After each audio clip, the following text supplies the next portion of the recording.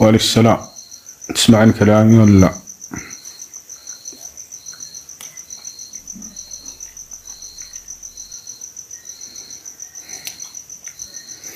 يوم لا ينفع مال ولا بنون.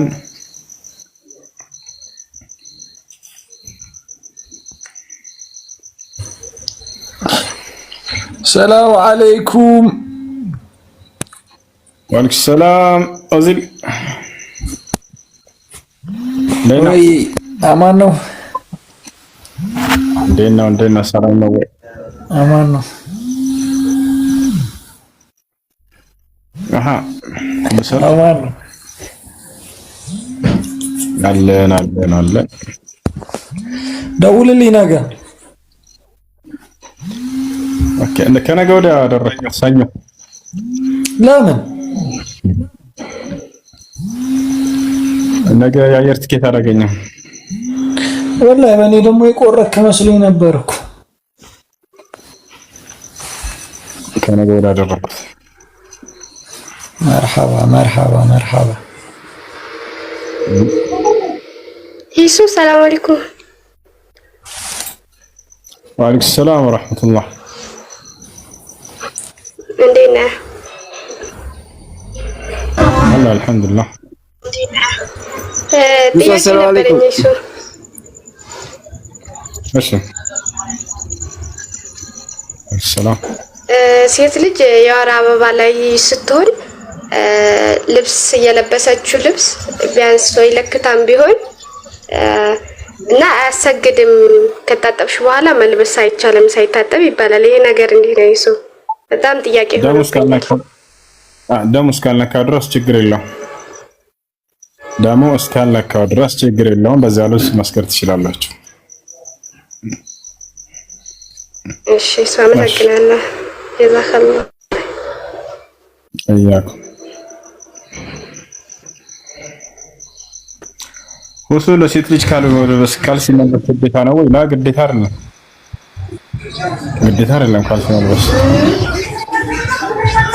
ሰላም አለይኩም። እሱ ወአለይኩም ሰላም ወራህመቱላህ። እንዴት ነው ወንድማችን? ሰላም ነው? አልሐምዱሊላህ። አንድ ጥያቄ ነበረኝ። ሌላ ቦታ ነበር የሰማሁትና ትንሽ ማብራሪያ ፈልጌ።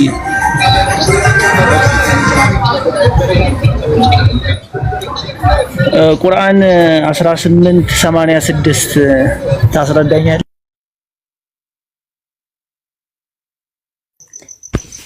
ለምን ትፈጥኛለሽ? ፈጠረሽ ለምን አስወጣሽው? ለሽ መልሳቸው አስገቡት። አድነሽ ተረጋጉ እንጂ ምንድን ነው? يلا روحي.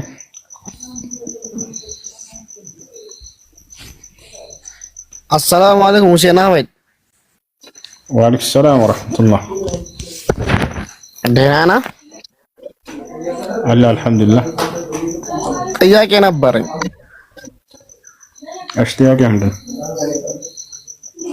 ረቤ ምናምን የሚባል ነገር ያ ሜጢ ምናምን ታውቃለህ? ምን የሚባል ረቤ ብሎ እኮ በአመት እንደሚከበር ታውቃለህ? እዛ ሜጢ ቃሉ ላይ ማለት ነው። የዴጋሊ ነገር ታውቃለህ? ትክክል ነው ወይስ ትክክል አይደለም? ያ ነገር እኔ ያተበራራልኝ ነገር አለ። ትክክል አይደለም። ትክክል አይደለም ቢላል ነው ስህተት ነው። አመታዊ ክብረ በዓሎች ሁለት ናቸው በእስልምና አስተምህሮ። እነርሱም ዒድ አልፊጥር እና ዒድ አልአድሓ ብቻ ናቸው። ነቢያችን ሰለላሁ ዐለይሂ ወሰለም ሐዲስ ላይ ሲናገሩ ኢነ ሊኩሊ ኡመቲን ዒዳ ወሃዛ ዒዱና አሉ። ያዕኒ ቢዛሊከ ዒድ አልፊጥር ወዒድ አልአድሓ። ለእያንዳንዱ ትውልድ የራሱ የሆነ ሁለት ዓመታዊ ክብረ በዓል አለው። እነዚያም ለእኛ የተሰጡን ዓመታዊ ሁለት ክብረ በዓሎች ናቸው። ዒድ አልፊጥር እና ዒድ አልአድሓ ብቻ ናቸው ብለዋል። ሌላ ሸመይቲ ምናምን ተብለው የሚከበሩ ሰዎች እየሄዱ የሚያከብራቸው እንዲህ ብሎ ሂሳብ የለም በኢስላም። አይ አሰግናለሁ። ወርሐው እሺ፣ የሴት ልጅ ትክክለኛ ልብስ ምንድነው? ሰለምቴ ነኝ ንገረኝ። የሴት ልጅ ትክክለኛ ልብስ አላህ ስብሓነሁ ወተዓላ በሱረቱል አሕዛብ መጨረሻው ገጽ አካባቢ ላይ ገልጾታል። ቃለ ስብሓነሁ ወተዓላ ያ አዩሃ ነቢይ ቁል ሊአዝዋጅከ ወበናቲከ ወኒሳኢል ሙእሚኒነ የድኒነ ዐለይሂነ ሚን ጀላቢቢሂነ ዛሊከ አድና አን ዩዕረፍነ ፈላ ዩእዘይኒ ወካነ አላሁ ገፉረን ረሒማ እያለ ይነገራል። አንተ ነቢይ ሆይ ሚስቶችህን፣ ሴት ልጆችህን፣ ምእመናት ሴቶችን በሙሉ ሰውነታቸው ላይ ልብሳቸውን ይለቁ ዘንድ እዘዛቸው አለ። ማለት ልብስን ሙሉ ሰውነትን የሚሸፍን የሆነ ልብስ መሆን አለበት ማለት ነው። ከላይ እስከታች ሙሉ ሰውነትን የሚሸፍን፣ ከጎን ደግሞ የሰውነትን ቅርጽ የማያሳይ ሰፊ የሆነ ልብስ ማለት ነው ባጭሩ። ይሄ ነው።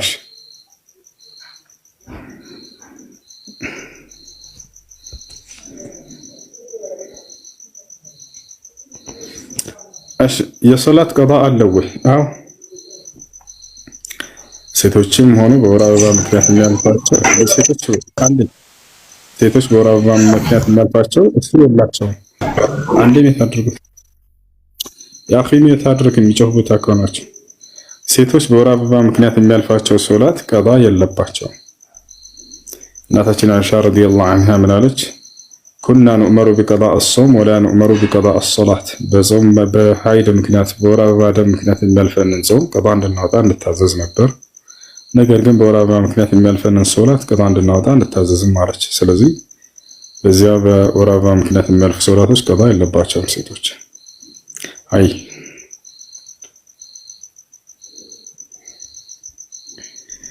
አድሚኖች ካላችሁ በተራ አስገባቸው፣ ከሌላችሁ እንዳታስገባቸው።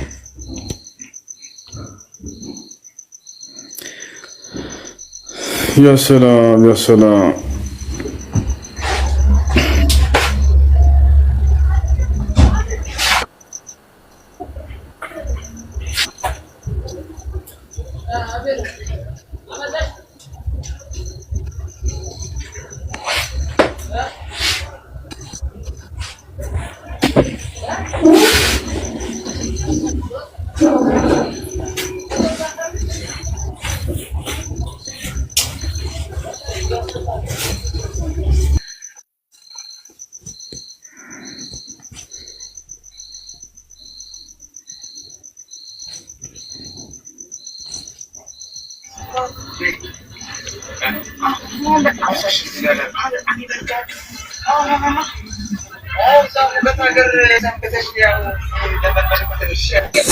ሰላም አለይኩም።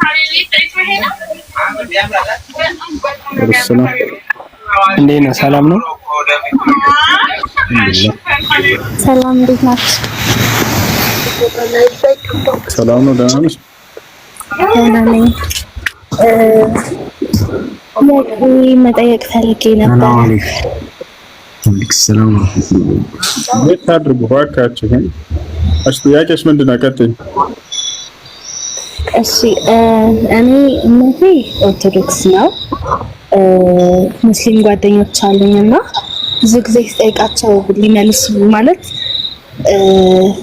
አልመለሱልኝም ነው። ሊመልሱልኝ አይፈለጉም ሳይሆን አልመለሱልኝም ነው። በእስልምና ሃይማኖት ገነት ማለት ልክ ሰው ገነት ሲገባ በእናንተ ሃይማኖት ምንድነው የሚጠብቀው ነገር? እሺ ምን ታድርጉሽ? ምን ታድርጉ ልጆች? ወይኔ በፈተና ምን ታድርጉ? የሚረብሽ ቦታ ከሆናችሁ እሺ። ሙስሊሞች ገነት ሲገቡ ጊዜ በገነት ውስጥ የሚጠብቃቸው ነገር ምንድን ነው? በገነት ውስጥ ሁለት አይነት ጸጋ አለ ባጭሩ። አንደኛ መንፈሳዊ ህይወታችን ይቀጥላል ከአምላካችን ከአላህ Subhanahu Wa Ta'ala ጋር። እርሱም ምንድነው? የእርሱን ውዴታውን እንጎናጸፋለን። የመጀመሪያ ትልቁ ጸጋ እርሱ ነው። አላህ ገና ጀነት እንደገባን ምን ይለናል? ያ ዒባዲ ኢኒ አህለልቱ ዐለይኩም ሪድዋኒ ፈላ አስኸጡ ዐለይኩም አበዳ ይላል። ባሮቼ ሆይ እኔ ውዴታዬን በእናንተ ላይ አሰፈንኩኝ፣ ከዚህ በኋላ ለዘላለም በፍጹም አልቆጣባችሁም በእናንተ ላይ ይላል። አላህ Subhanahu Wa Ta'ala በቀጣዩ ዓለም የሚገኙትን ጸጋዎች ከገለጸ በኋላ ወሪድዋኑ ሚነላሂ አክበር ይላል። ነገር ግን ገነት ውስጥ ገብታችሁ ከምታገኙት ጸጋ ይልቅ የእኔ የአላህ ውዴታ ይበልጥላችኋል፣ የዛኔ በላጭ ነው እርሱ እያለ ይናገራል። አየሽ፣ አንደኛ እርሱ ነው። ሁለተኛ ትልቁ ጸጋ ከእሱ ጋር አብሮ ከመጀመሪያው ጋር አላህን እያመሰገንን እንኖራለን። በገነት ውስጥ የምናገኘው ነገር ይሄ ነው። አላህን እያመሰገን ነው፣ እያወደስ ነው፣ እያጠራ ነው፣ እየቀደስ ነው እንኖራለን ለዘላለም። አይሽ ወቂል አልሐምዱሊላሂ ረቢል ዓለሚን ይላል። የጀነት ሰዎች ጀነት ከገቡ በኋላ ምስጋና ለዓለማቱ ጌታ ለአላህ ይገባ እያለ ይኖራሉ እያለ ይናገራል። دعواهم فيها سبحانك اللهم وتحيتهم فيها سلام وآخر دعواهم عن الحمد لله رب العالمين ጥሪያቸውም የጀነት ሰዎች በእርሷ በጀነት ውስጥ እያለ ለአላህ ምስጋና ይገባው፣ ለአላህ ጥራት ይገባው፣ ለአላህ በቃ ምስጋና ይገባው እያሉ ለዘላለም ይኖራሉ እያለ ይናገራል። እና ሌላው ትልቁ ጸጋ ደግሞ እርሱን እናየዋለን። አምላካችን አላህ ሱብሓነሁ ወተዓላ አላህ ቃል በቃል በቁርአን ላይ አጽድቆልናል። وجوه يومئذ ناظرة إلى ربها ناظرة ይላል። ፊቶችም የዛኔ ያበራሉ እንዲሁም ደግሞ ጌታቸውን አላህን ይመለከታሉ እያለ ይናገራል። ነብዩ ሰለላሁ ዐለይሂ ወሰለም ሐዲስ ላይ ሲናገሩ ኢነኩም ሰተረውነ ረበኩም የውመል ቂያማ ከልቀመር ለይለቱል በድር ላ ተضሙነ ፊ ሩእየቲሂ ብለው ተናገሩ። እናንተም የትንሣኤ ቀን ጌታቸውን አላህን ታዩታላችሁ ብለው ተናገሩ። ሌላው ጌታችን አላህ ሱብሓነሁ ወተዓላ ድምፁን እንሰማለን። ልክ ሙሳ ዐለይሂ ሰላም እንደሰማ የአላህን ድምፅ ነብዩ ሰለላሁ ዐለይሂ ወሰለም የአላህን ድምፅ እንደሰሙ በምድር ላይ ሳሉ እነዚህ ሁለት ታላላቅ ነቢያቶች እንዲሁም አደም እንደሰማ እኛም የዛኔ የአላህን ድምፅ ሁላችንም ሙስሊሞች ሁሉ እንሰማዋለን። እኛ እናናግረዋለን ቃል በቃል እንደፈለግን አምላካችን አላህ ሱብሓነሁ ወተዓላ። ይሄ ሁሉ ታላቁ ጸጋ በጀነት ውስጥ መንፈሳዊ ጸጋ የምናገኘው ነው ከእርሱ። ሌላው ደግሞ ስጋዊ ጸጋ ነው። ስጋዊ ስንል ጊዜ ምድር ላይ እንደምናየው አይነት ጸጋ አይደለም። አላህ በሐዲስ አልቁድሲ ላይ ሲናገር የገነትን ጸጋ ሲገልጸው ምን አለ? አዕደቱ ሊዕባዲ የሷሊሒን ፊል ጀነ ማ ላ ዐይኑን ረአት ወላ አዝኑን ሰሚዐት ወላ ኸጠረ ዐላ ቀልቢ በሸር ይላል። እኔ በገነት ውስጥ ለአማኝ ባሪያዎቼ ጸጋን አዘጋጅቼላቸዋለሁ። አይን አይታው የማታውቀው፣ ጆሮ ሰምታው የማታውቀው፣ በሰው ልጅ ልብ ላይ ውል ብሎ የማያውቅን ጸጋ አለ። አያችሁ አይደል? ከምድራዊ ጸጋ ጋር ይመሳሰላል ይሏቸዋል ብዙ ጊዜ። ላ በስም ይመሳሰላል። በስም መመሳሰል ደግሞ ማንነትን መመሳሰል አያሳይም። ወተሻል አላህ ሲገልጻት ጀነት ምን አለ? አይናቸው አይተው የማታውቀው ጸጋ ነው የጀነት ጸጋ አለ። ስለዚህ በምድር ላይ ያየነውን ሁሉ በፍጹም አይመስልም። ጆሮ ሰምታው የማታውቀው ነው አለ። ስለዚህ በምድር ላይ የሰማነው ነገር ሁሉ በጀነት ውስጥ የለም፣ በስም ነው። ለምሳሌ ከተባለ ማር አለ ወይ በጀነት ውስጥ ቢባል፣ አዎ በጀነት ውስጥ ማር አለ።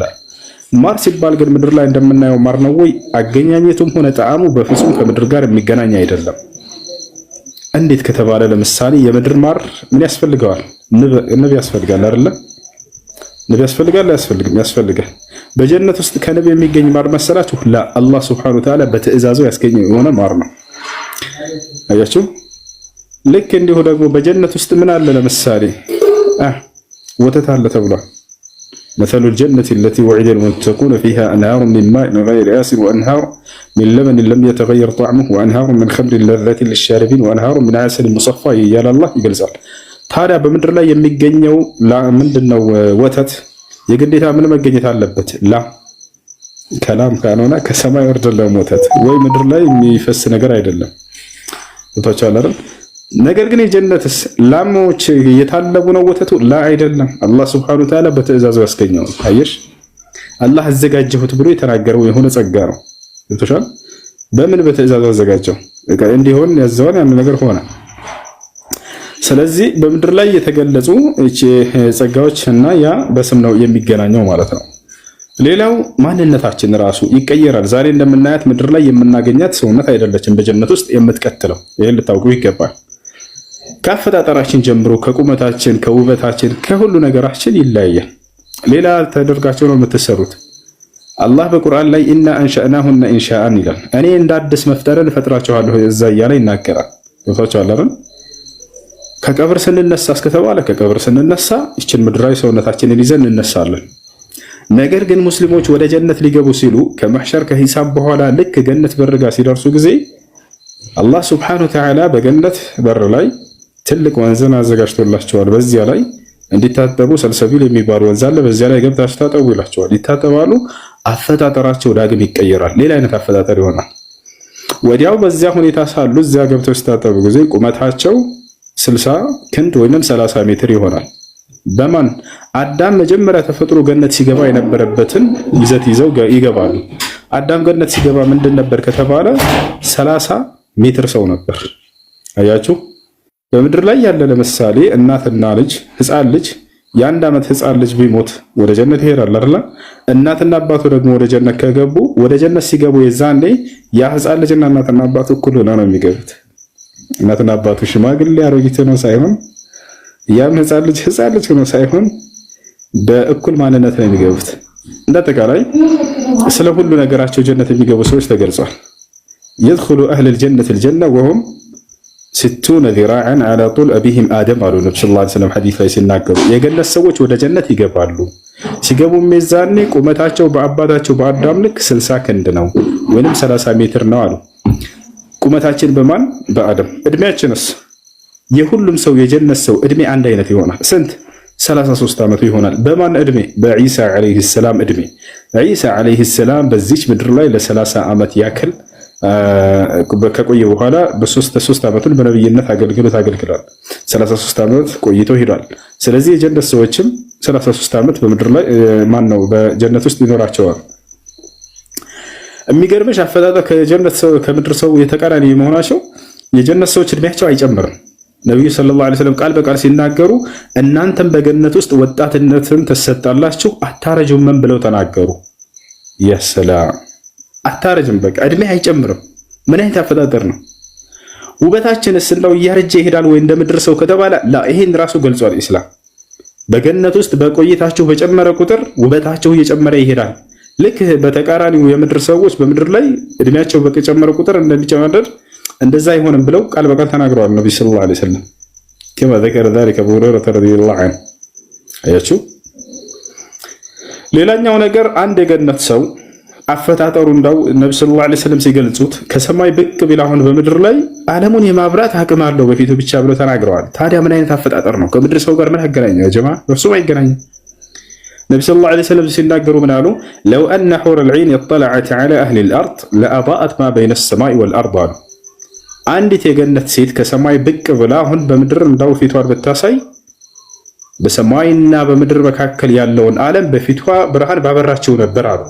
ታዲያ ምድር ሰው ጋር በምን ተገናኘ? በፍጹም አይገናኝም። አይሹ አይደለ? በፍጹም አይገናኝም፣ አይወዳደርም። አየሽ። ስለዚህ በአፈጣጠራችንም በምንይዘው ባህሪያቶችም ልክ እንዲሁ ስለ ባህሪያችንም አላህ ገልጿል። ምን አይነት ባህሪ ይዘን እንደምንገባ ወነዘዕና ማ ፊ ሱዱሪሂም ሚን ጊል አለ። የጀነት ሰዎች ወደ ጀነት ከመግባታቸው በፊት በልባቸው ውስጥ የነበረውን የምድራዊ ይሄ የቆሸሸ ማንነት ምንጭቅ አድርጌ ያወጣላቸዋለሁኝ አለ። ያ ውስጣችን ላይ ያለ ቅናቻ፣ ይሄ ሂስድ የሚባል ነገር፣ ምቀኝነት የሚባል ነገር፣ ክፉ ሐሳብ የሚባል ነገር ከዚህም ንጹህ አደርጋቸዋለሁኝ አለ። ስለ ሁሉ ነገራችን አላህ ዝም ብሎ ጀነት ትገባላችሁ ብሎ ዝም አላለም። እንደሌላ መጽሐፎች ላ ምን አይነት ሁኔታ ገጽታ ይዘን እንደምንገባ ምን አይነት ባህሪ ይዘን እንደምንገባ በደንብ አድርጎ ሁሉ ነብጥርጥር አድርጎ ነግሮናል በቁርአን ላይ ወታቻ ላ ወአነከ ላ ተዝመኡ ፊሃ ወላ ተድሓለ ደግሞ እናንተ በገነት ውስጥ አትራቡም አትጠሙም እያለ ይናገራል። የሚገርምሽ በገነት ውስጥ ሰው አልበላም አልጠጣም ብሎ ለዘላለም መኖር የሚችል ማንነት አለው። እንደ እስልምና አስተምሮ በቃ ሳይበላ ለዘላለም መኖር ይችላል ከፈለገ።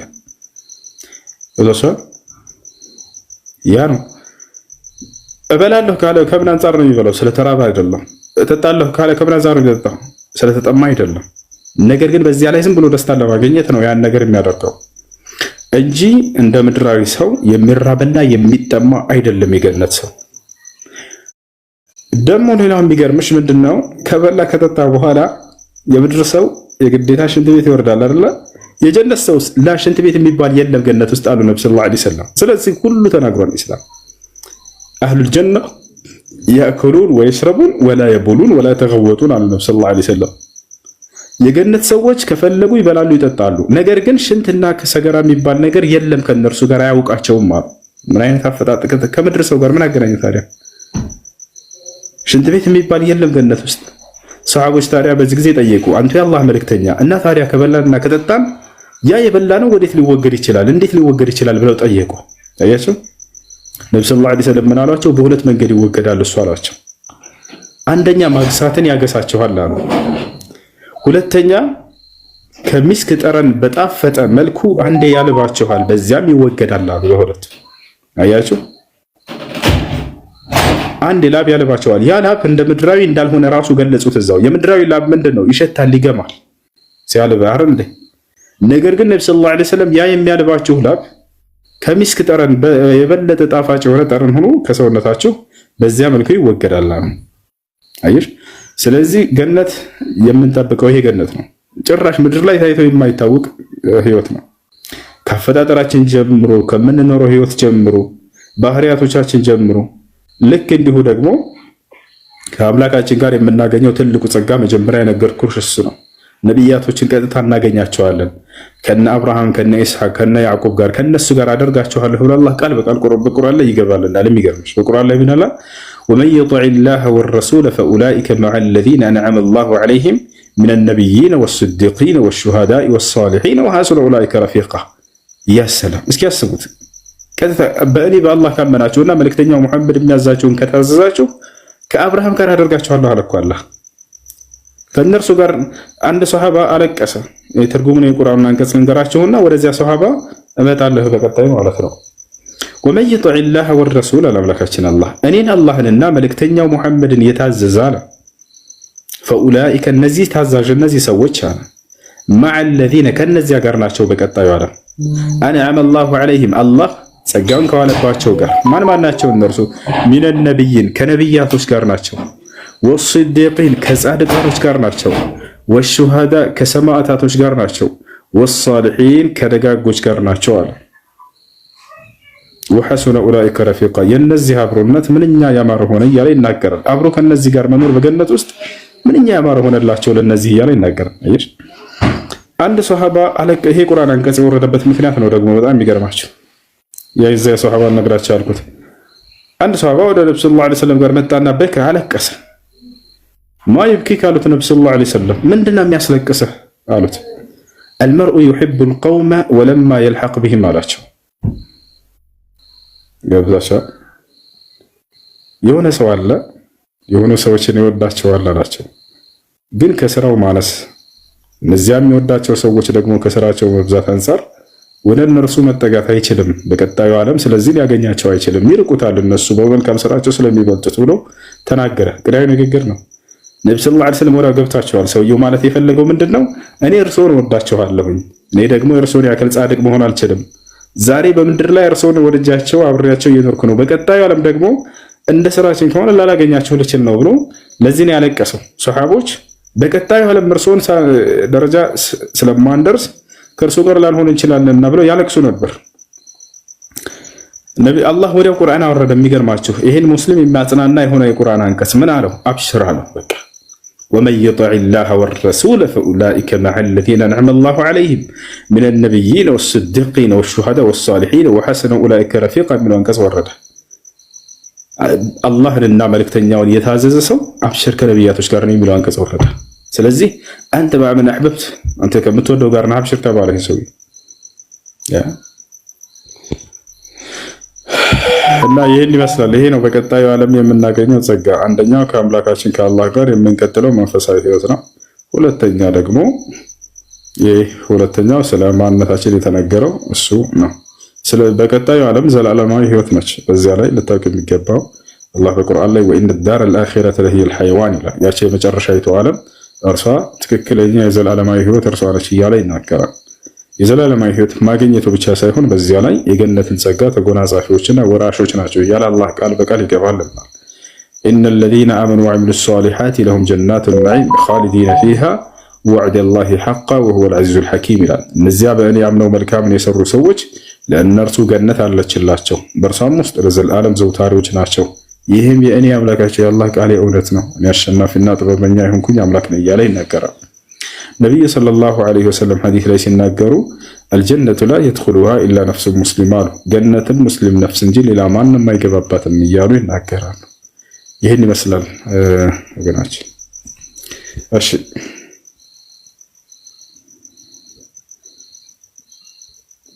ሌላ ጥያቄ አለሽ?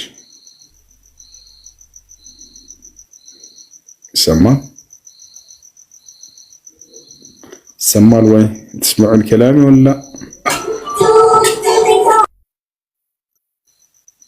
ኦኬ ሚዩት አድርጋችኋታል። ሚዩቱን አንሱላት። ለመለስክልኝ በጣም አመሰግናለሁ። ሰላም አለይኩም ወራህመቱላሂ ወበረካቱ። እሺ ቀጥል።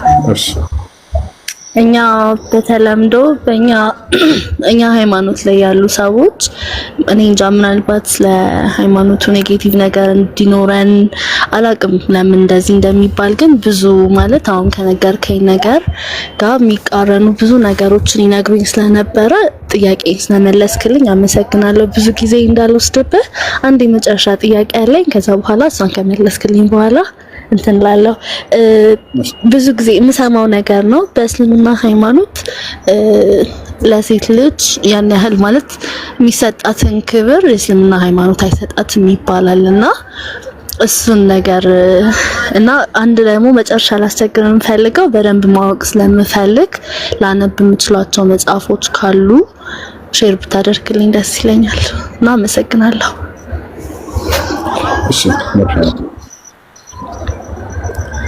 እሺ እስልምና ለሴት ልጅ ያለው አመለካከት እንዴት ነው ወደሚለው እንምጣ።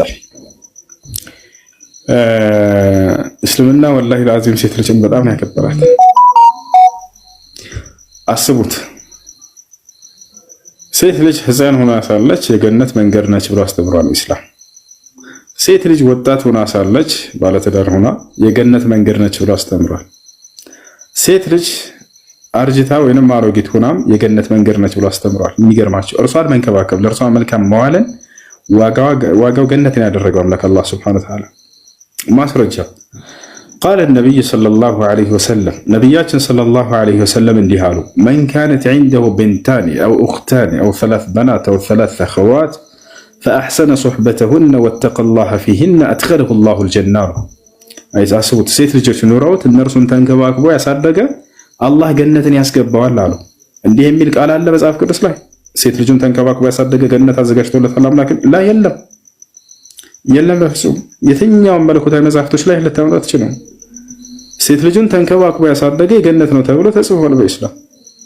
ምን ያክል ውድ ብትሆን ነው ዋጋዋ እርሷን መንከባከብ ገነት ያስባላት? ከአምላክ አላህ ሱብሓነሁ ወተዓላ ዘንድ ትልቅ ቦታ ስላላት ነው። ሴት ልጁን ተንከባክቦ ያሳደገ የገነት ነው። ነብዩ ሰለላሁ ዐለይሂ ወሰለም ፋጢማ ብድዐቱ ሚኒ መን አርዳሃ ፈቀድ አርዳኒ ወመን አግበበሃ ፈቀድ አግበበኒ አሉ።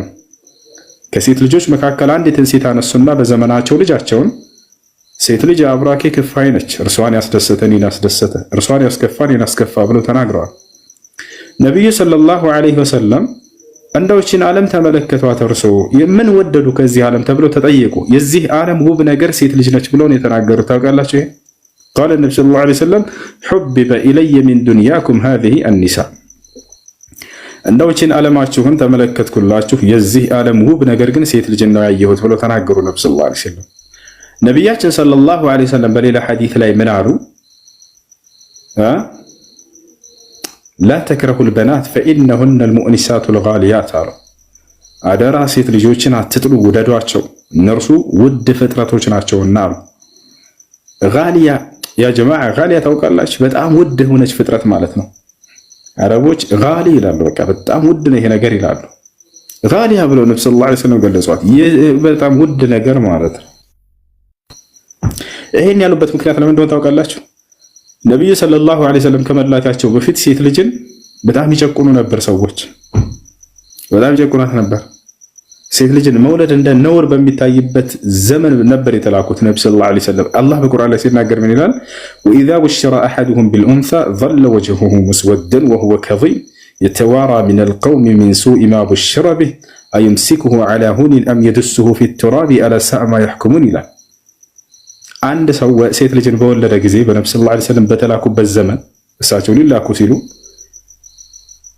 ወኢዛ ቡሽረ አሐዱሁም ቢልኡንሳ አለ አላህ አንዳቸውም ሴት ልጅን በተበሰረ ጊዜ ወይንም በተወለደችለት ጊዜ ለማለት ነው ظل وجهه مسودا وهو كظيم እርሱ የተቆጨ ሆኖ በቃ ያዘነ ሆኖ ፊቱ ይከስማል አለ። በቃ የወለድከው ሴት ልጅ ነው ሲባል ጊዜ ልክ ትልቅ አደጋ እንደደረሰበት ፊቱ ይጠቁራል አለ አላህ።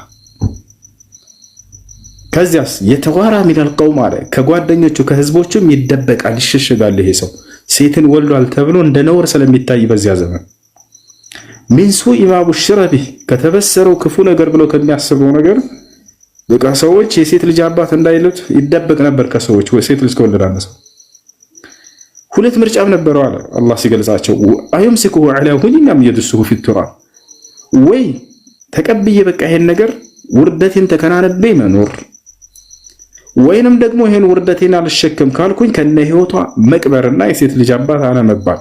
ሁለት ምርጫ ነበር ያላቸው እነዚህ ሰዎች ለራሳቸው ያስቀመጡት። አላህ ይሄን ምርጫቸውን በሴት ልጅ ላይ ያደረጉትን ከባድ ዘግናኝ ፍርድ ምን ብሎ ገለጸው? አላ አዋጅ አላህ ሳአማ ያህኩሙን፣ በሴቶች ላይ የፈረዱት አስቀያሚ ፍርዳቸው ምንኛ የከፋ ሆነ ብሎ ገለጸው። አላህ ወገዘባቸው።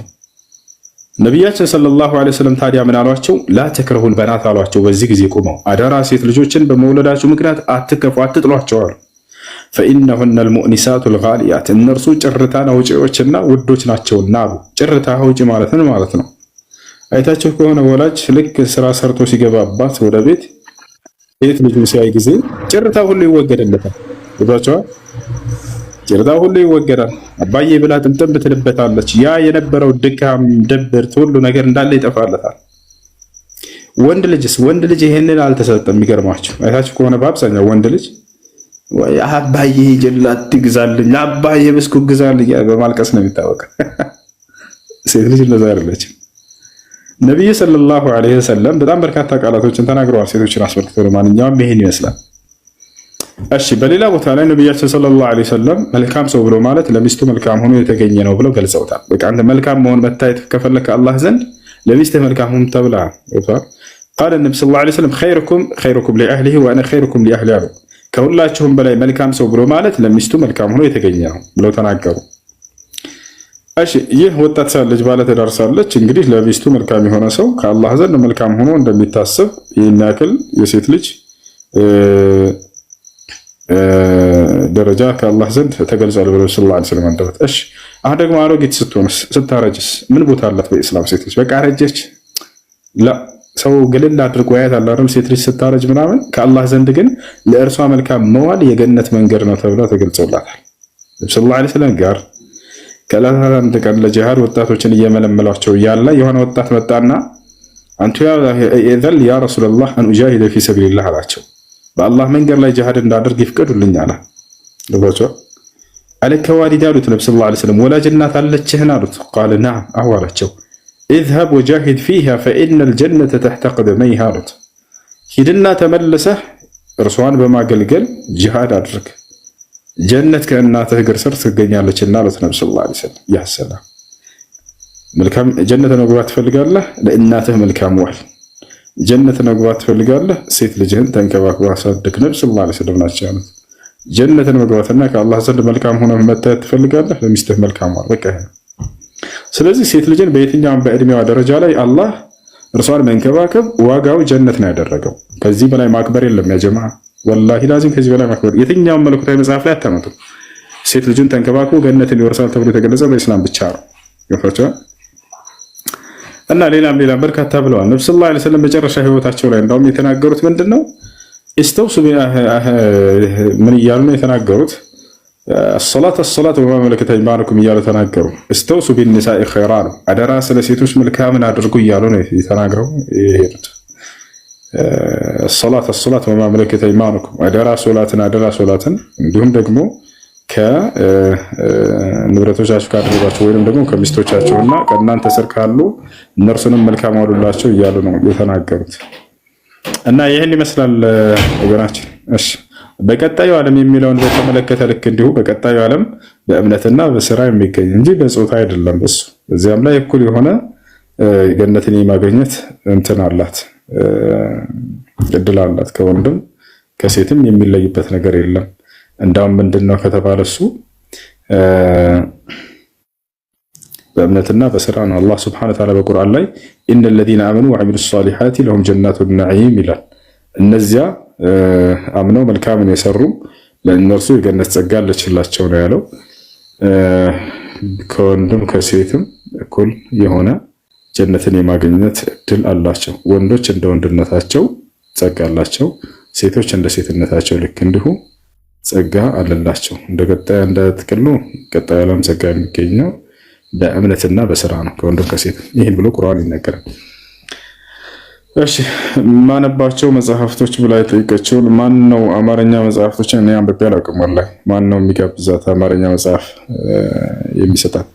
የተያለሽው ወገናችን እስኪ ካለሽበት ቦታ ምናልባት እንዲያቀብሉሽ እናደርጋለን ኢንሻአላህ። አዲስ አበባ ነው ያለሽው ወይስ ኢትዮጵያ ውስጥ ነው? አዲስ አበባ ነው ያለሁት። ኦንላይን እንዲሆን ማንበብ የምትችላቸው መጽሐፍቶች ካሉ በውስጥ ሼር ብታደርጉልን በደንብ ለማንበብ ስለምፈልግ ማወቅ ስለምፈልግ ብትልኩልኝ ደስ ይለኛል። አይ እሺ፣ መጽሐፍ ማግኘት የሚችል ልጅ ማን ነው? ኮሜንት ላይ እሱ ያናግራትና በውስጥ መጽሐፍቶችን ይላክላት። እሺ ያና ዙልፊቃር የሚል ኮሜንት ላይ የትነሽኔ ስጣሻለሁ የሚለው በቃ መጽሐፍቶችን አጋራት በውስጥ እንዲሆን ማለት ነው። እሺ ጥያቄ ነበር እሱ። ወአለይኩም ሰላም ወራህመቱላሂ ወበረካቱ። እሺ ጥያቄ ምንድን ነው?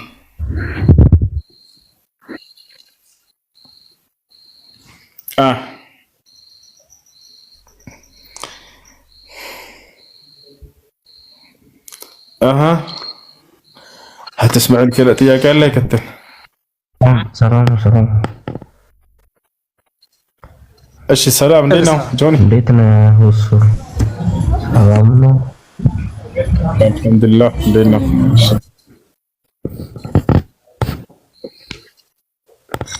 ሚውት አረክብህ እሱ።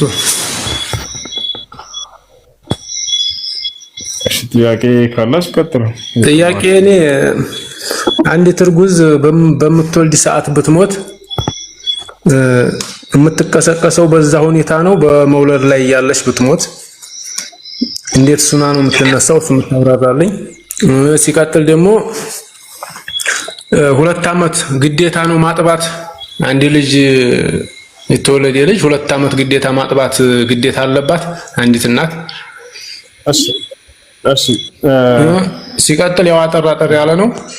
ጸጉሩንስ ሲስተካከል አንድ ሰው ምን ያህል ነው መጠኑ? ማበላለጥ እንደማይቻል ይታወቃል፣ ግን ምን ያህል እንደሆነ ከምን እስከ ምን እንደሆነ እሱ የምታብራራልኝ። እሺ በእርግዝና በልደት ምክንያት የሞተች ሴት በምን ሁኔታ ነው የምትነሳው? በሞተችበት ሁኔታ ትነሳለች፣ እንደ ተራዋ ትነሳለች። እንደየስራቸው ነው ሰዎች የሚነሱት። እሱ ነው። ሌላኛው ነገር ምንድነው? ሁለተኛ ምን ነበር? ሌላኛው ነገር 2 ዓመት ግዴታ አለባት ወይ አንዲት እናት የማጥባት? ሰላም አለይኩም ብራ አስታው ሰላም እንዴት ናችሁ? ደህና ናችሁ? አልሐምዱሊላህ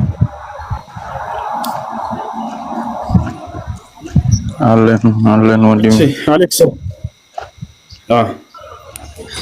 ወይ አንዴ እስኪ እሱን ሚውት አድርገውና የኔ ጥያቄ አለ። 2 ዓመት ግዴታ አለባት ማጥባት? መርሃባ። እሺ ምን ነበር ያልከው አሌክስ? ሻሃዳ ማለት ፈልጌ ነው ወንድሜ።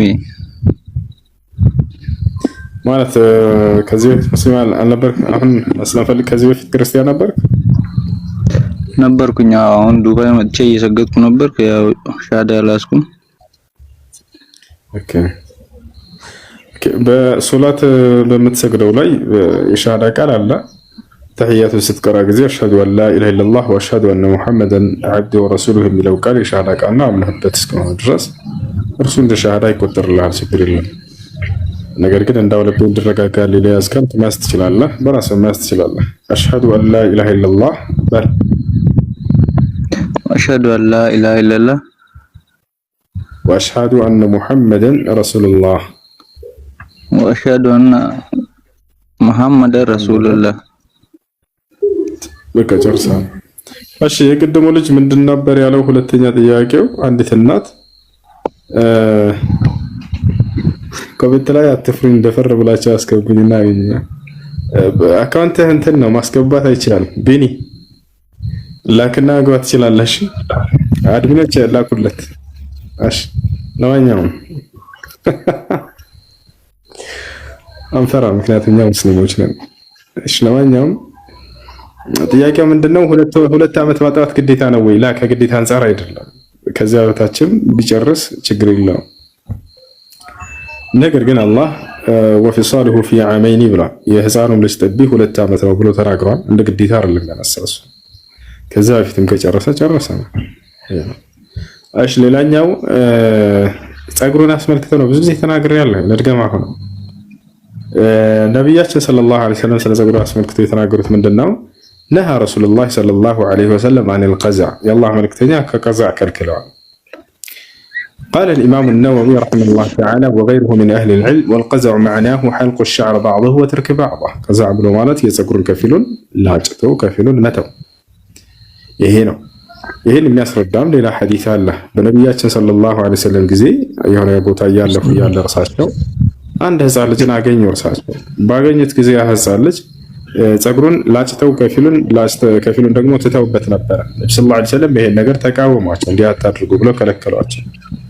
ስለዚህ ምንድነው ያለው ነገር ከየትኛው ቦታ ሊሆን ይችላል። የሆነን ቦታ ምልጥ አድርጎ ልጭት አድርጎ የሆነን ቦታ እንትን ማለት መተው ይህ መክሩህ ነው ደረጃው። ኢማሙ ነወዊ ራሳቸው ያኔ መክሩህ ነው ብለው ተናግረዋል ማለት ነው። እሺ ያ ነው አይታቸው ከሆነ ሮናልዶ ተጫዋቹ እዚህ ጋር ትንሽ ጉትያ ነገር ያደርግና ከዛ ሌላ ነው ልጥ ያደርጋል። ወይንም የትኛው ስፍራ ቦታ ላይ ሊሆን ይችላል የሆነን ቦታ ልጭት አድርጎ የሆነን ቦታ መተው ይሄ ነብዩ ሰለላሁ ዐለይሂ ወሰለም ጠልተውታል። መክሩህ ነው ብለው ዑለሞችም ገልጸዋል።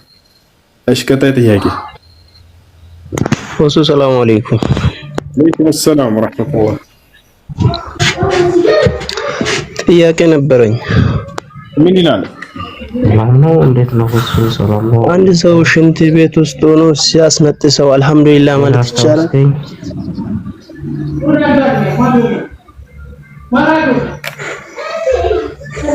እሺ ቤት አድርጉት። አንድ የሚረብሽ ቦታ ከሆናችሁ ቤት አድርጉ። ባካችሁን አትረብሹን።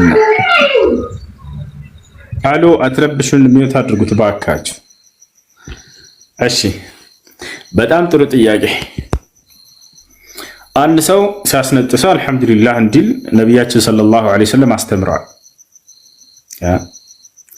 ስለዚህ ሽንት ቤት ውስጥ ነው ያስነጠሰው ሰው አልহামዱሊላህ ማለት ይችላል ወይ? ከዚህ በፊትም በእስልምና ላይ ትልቅ ጥያቄ እንዳገኙ አስመስለው አላህን ሽንት ቤት ውስጥ ማውሳት አይቻልም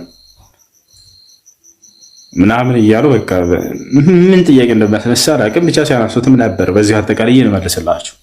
ለመሆኑ አላህን ሽንት ቤት ውስጥ ነው ማውሳት አይቻልም? የሆነ ቦታ ብቻ ውጭ ላይ ማውሳት ትችላላችሁ፣ እዛ ግን አትችሉም። ስለዚህ ነቢያችን ሰለላሁ ዐለይሂ ወሰለም የሚገርማችሁ ሽንት ቤት ውስጥ ነው አላህን ማውሳት ይቻላል ወይ? ወደ መልሱ ስንመጣ ጊዜ አዎ ሽንት ቤት ውስጥ ነው አላህን ማውሳት ይቻላል ነው መልሱ። በየትኛውም ስፍራ ሆነን አላህን ማውሳት እንችላለን። ነገር ግን እንዴት ወደሚለው ወደ ማብራሪያው ልንመጣ ነው። በየትኛውም ስፍራ ሆነን አላህን ማውሳት እንችላለን ወይ? እንደ እስልምና አዎ በደንብ አድርገን እንችላለን። ማስረጃ ቃል ነብዩ ሰለላሁ ዐለይሂ ወሰለም ማን ነው ቃለት ኡሙል ሙእሚኒን ዓኢሻ ረዲየላሁ ዐንሃ ካነ ነብዩ ሰለላሁ ዐለይሂ ወሰለም የዝኩሩላህ ፊ ኩሊ አሕያኒሂ። እናታችን አይሻ ምን አለች? የአላህ መልእክተኛ ነብዩ ሰለላሁ ዐለይሂ ወሰለም በሁሉም ሁኔታቸው ላይ ሆነው አላህን ያወሱ ነበር አለች። በሁሉም ሁኔታቸው ላይ አስቡት። ሽንት ቤት ያጠቃልላል? አዎ ያጠቃልላል። ነገር ግን አላህን ማውሳት ሲባል ጊዜ በሶስት ቦታ ላይ ይገኛል። አልኢማን ቀውሉን ቢልሊሳን ወኢዕቲቃዱን ቢልቀልብ ወዐመሉን ቢልጀዋሪህ የዚዱ ቢጣዓ ወየንቁሱ ቢልማዕሲያ ወየዙሉ ቢልኩፍር። هذا اصل من اصول الايمان። ከእምነት መሰረቶች ከአምልኮ መሰረቶች ምንድነው? አንደኛው አላህን በአንደበታችን እናወሳለን። በአንደበት አላህን የማውሳት ስርዓት አለ። ሁለተኛ ደግሞ በልብ አላህን የማውሳት ስርዓት አለ። ሶስተኛ በተግባር አምልኮን በተግባር የሚፈጸሙ ሊሆኑ ይችላሉ። ለምሳሌ ሐጅ ማድረግ ሂደህ መካ በተግባር ነው የምታደርገው። ልክ እንደ ሶላት መስገድ። እነዚህ ሁሉ የተግባር አምልኮዎች ናቸው። በአንደበታችን የምንሰራቸው የአምልኮ ስርዓቶች ደግሞ ምንድናቸው? በአንደበታችን የማመስገን አልሐምዱሊላህ አምላክ ያላህ ምስጋና ይገባል የሚለው ቃል ወይንም ቁርአን መቅራት ሊሆን ይችላል። እነዚህ ደግሞ አዕማል ሊሳን የምላስ አምልኮዎች ይባላሉ። ከሁሉ በላይ ደግሞ የትኛው እንደሆነ ታውቃላችሁ? የልብ አምልኮ ነው። በልባችን አላህ ሱብሓነሁ ወተዓላ ማውሳት የሚባለው ነው። ታዲያ በሽንት ቤት ውስጥ ነን፣ በየትኛው ነው አላህን ማውሳት የምንችለው? የጅማዓ በነፍሳችሁ በልባችሁ አላህ ሱብሓነሁ ወተዓላ የምታወሱበት ከሁሉ በላይ ነው። በርካቶች በአካላቸው አላህ ሊገዙ ይችላሉ ሶላትን ሲሰግዱ ደፋ ቀና ሊሉ፣ ልባቸው ግን ከዚያ ጋር ካልተቆራኘ ባዶ ነው የሚሆንባቸው ያ ነገር አይደል እንዴ? የመናፍቆች ሶላት ምንድን ነው? ኢነል ሙናፊቂነ ዩኻዲዑነ አላህ ወሁወ ኻዲዑሁም ወኢዛ ቃሙ ኢለ ሶላቲ ቃሙ ኩሳላ ዩራኡነ ናሰ ወላ የዝክሩነ አላህ ኢላ ቀሊላ ይላል። صلاة المنافقين هي صلاة أبدان لا صلاة قلوب. الإمام ابن القيم الجوزية رحمه الله تعالى ሲናገር ምን አለ? የመናፍቆች ሶላት የሰውነት ሶላት እንጂ የልብ ሶላት አይደለችም ማለት። ስለዚህ ትልቁ እንዳውም በልባችን የምናወሳበት የአምልኮ ስርዓት ነውና እርሱን በሽንት ቤት ውስጥ አልተከለከልንም። አያችሁ አይደል? በልባችሁ አላህ Subhanahu Wa Ta'ala ማስታወስ፣ ልባችሁ ከአላህ Subhanahu Wa Ta'ala ጋር የተቆራኘ ነው በየትኛውም ስፍራ ቢሆን። ስለዚህ ያ ነው ولذلك سئل الشيخ عبد العزيز بن باز رحمه الله تعالى ታላቁ ዓሊም ሼክ عبد العزيز بن باز ተጠየቁ። አሁን አንተ የጠየቀው ጥያቄ لا الإمام أحمد بن حنبل راسቸው እንዳውም ከርሳቸው በፊት أحمد بن حنبل ምን አሉ? إذا عطس الرجل وهو في الحمام አሉ አንድ ሰው ሽንት ቤት ውስጥ ነው ቢያስነጥሰው አሉ ኢማሙ አሕመድ ምን አሉ? አንድ ሰው ሽንት ቤት ውስጥ ነው ቢያስነጥሰው فليحمد الله بقلبه በልቡ አላህን ያመስግን አሉ። አያችሁ በልብ አላህን የማመስገን ስርዓት አለ። ኢብኑ ባዝ ረሂመሁላህ ተዓላ ተጠየቁ። ሽንት ቤት ውስጥ ሆነን ውዱእ ማድረግ ምንፈልግ ቢስሚላህ የሚለውን ቃል ማለት እንችላለን ወይ ሲባሉ አዎ ትችላላችሁ አሉ። ነገር ግን በምን በልባችሁ ብለው ተናገሩ። ስለዚህ በሽንት ቤት ውስጥ ሆናችሁ ግን አላህን ማውሳት አትችሉም ሲሉ የሚለው ለሐሰት ነው። አላህ ሱብሓነሁ ወተዓላ በሽንት ቤት ውስጥ ሆነን ማውሳት እንችላለን፣ ግን በልባችን ነው እርሱን ማለት ነው። ይህን ይመስላል። አምልኮ ደግሞ በሶስት ቦታ ይገኛል። አንደኛ በተግባር የሚሰራ አምልኮ ስርዓት አለ፣ ሁለተኛ በአንደበት፣ ሶስተኛ በልብ። ይሄ ነው ዚክሩላህ ሱብሓነሁ ወተዓላ በልብ አላህ ሱብሓነሁ ወተዓላ የማውሳት ስርዓት። አይ መቀጠል ትችላለህ ጆን። ይቀጥል። አሁን ጆን ያለ እንዴት ነው? አሎ የመጣሁት ለይቅርታ ነበረ። ኔትወርኬ በጣም እያስቸገረ ስለሆነ ቴሌፎን ሀሳብ ነገር ይወጣ ደስ ይለኛል። እሺ እንደ አጋጣሚ ሆኖ ከአንተ ጋር ያገናኘችኝ ፈቲያ የምትባል አንድ ቤት የምትኖር እህቴ ነበረችና እንደ ድንገት አሁን ተጣልተን ያው እሷ አንተን ስላገናኘች ሞዴሬተሮች እዛ ውስጥ ካሉ ማለት ፈቲያ የምትባል ይቅርታ እንድታደርግልኝ ገብተን ይቅርታ እንድንባባል ፈልጌ ነው። እሱ ነው የገባሁት። ያው እዚህ ጋር ስለማትጠፋ ስለማውቅ ነው። ናም በጣም ስለደበረኝ ያለው ነገር ሁለታችን መሀል ላይ ምናልባት ለእናንተ ግልጽ ላይሆን ይችላል፣ ግን ሁለታችንን ስለምናውቅ ያለውን ነገር ያው በይቅርታ ደግሞ እንደምታምን ስላወራችኝ ነው በትልቅ ይቅርታ ልጠይቃት የፈለኩት በህዝብ ፊት። መርሐባ። እሺ እሺ፣ ባለሽበት ሆነሽ ይቅርታ ተባባሉ። ይሄ ነው እንደ እስልምና ግዴታ ሁለት አካሎች መገናኘታቸው መስፈርት አይደለም። ባላችሁበት ሆናችሁ ተባባሉ። አንዱ ሌላውን አውፍ ይበል። ነብያችን ሰለላሁ ዐለይሂ ወሰለም አዕፉ ዐመን ظለመክ ብለዋል። የበደለህን ይቅር በል ብለዋል። በዚህ የሐዲስ መሰረት ይቅር ተባባሉ። ቀጣይ ሌላ ጥያቄ አለ? እኔ ልቀጥል እሱ። እሺ እኔ ልጠይቅ። ይሰማል ድምጼ? አዎ ይሰማል። እሺ ስለ ዙልቀርነይን ታሪክ ነበረ መጠየቅ የፈለኩት። ከሙዚቃ እንትን ጎረቤት ነው ለመራቅ ሞክ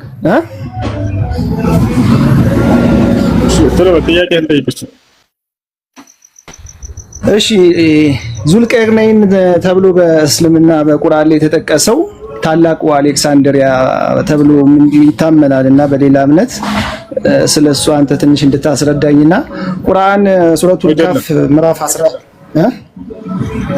እሱ አይደለም ጥያቄ ላቀርብና ሚውት ላድርግ። እሱ አይደለም ብለዋል ዑለሞች። ወንድም አልስከንድሪያ አይደለም።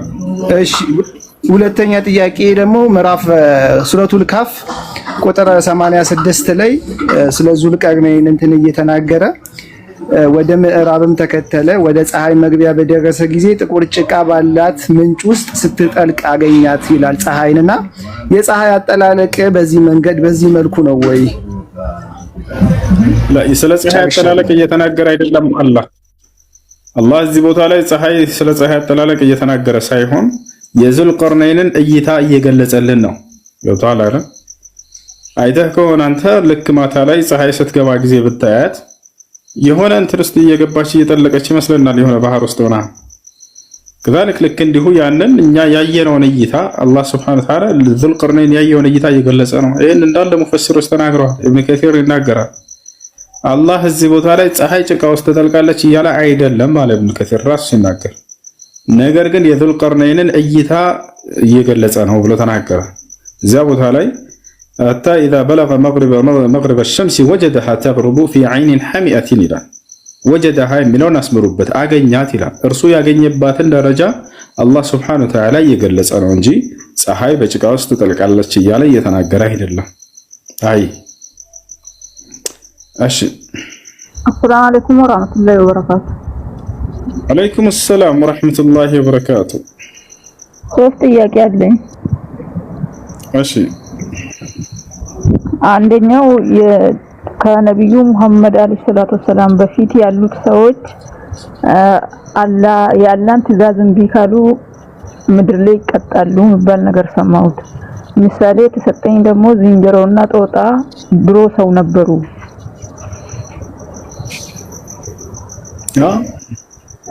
ድሮ ሰው ነበሩ፣ የአላህን ትእዛዝ እምቢ ስላሉ ተቀየሩ የሚባል ነገር ሰምቼ ነው። استاذنا عندي ايش عبد الله بن عباس ወደ ዝንጀሮና ወደ አሳማ የተቀየሩ ተውልዶች ወደ ሌላም አካል የተቀየሩ ተውልዶች አላህ እንዲራቡ አያደርጋቸውም ብሎ ቃል በቃል ተናግሯል። ነገር ግን ወዲያው ይሄንን ለመቀጣጫ ያደርጋቸውና አላህ በቁርአን ላይ فجعلناها نكالا لما بين يديها وما خلفها ብሎ እንደተናገረ መቀጣጫ አደረኳቸው ብሎ እንደገለጸው መቀጣጫ አድርጓቸው በዚያው ያጠፋቸዋል እንጂ በፍጹም እንዲራቡ አያደርግም ብሏል።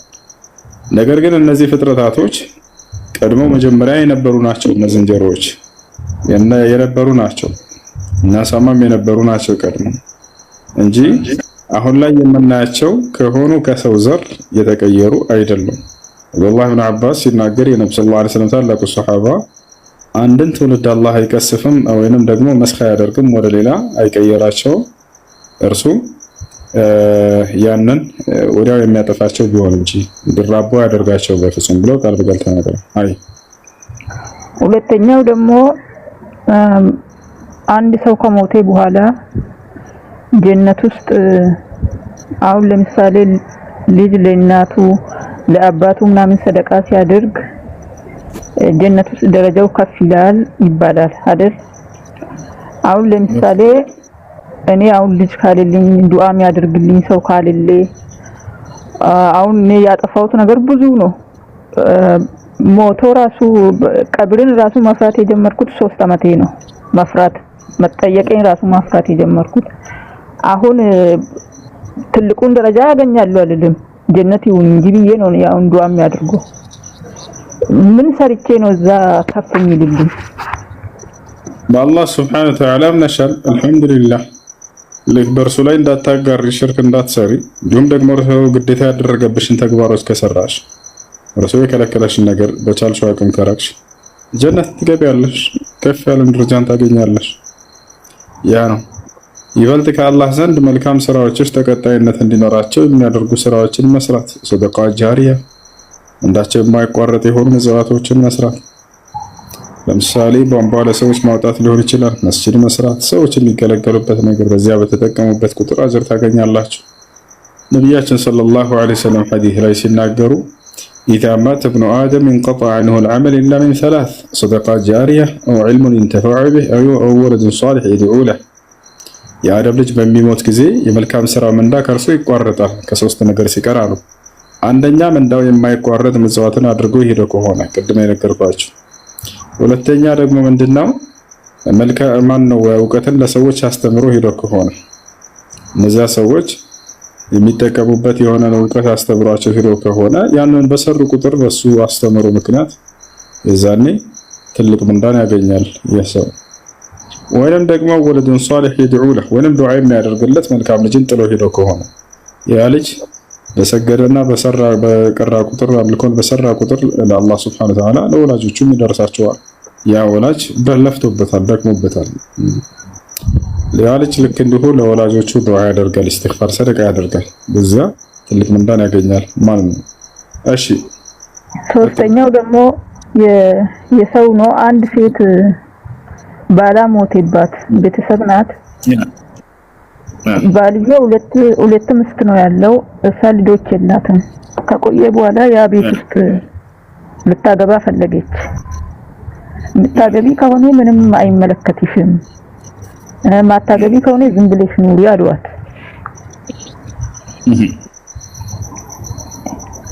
ሰማት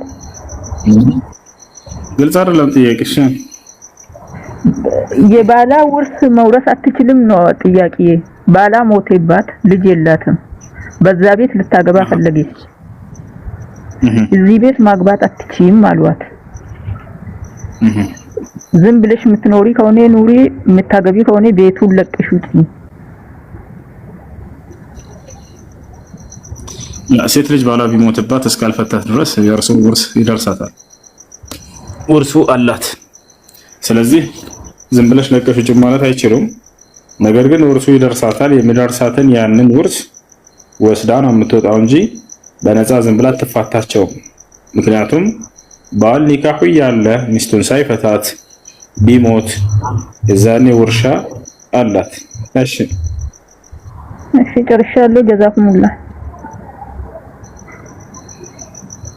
እሺ ወያቱ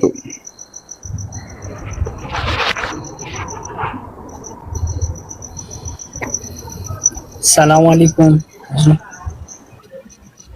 ወአለይኩም ሰላም ወራህመቱላሂ ወበረካቱ። ሰላም ነው። ወአለይኩም ሰላም ወራህመቱላሂ ወበረካቱ። ሰላም ነው።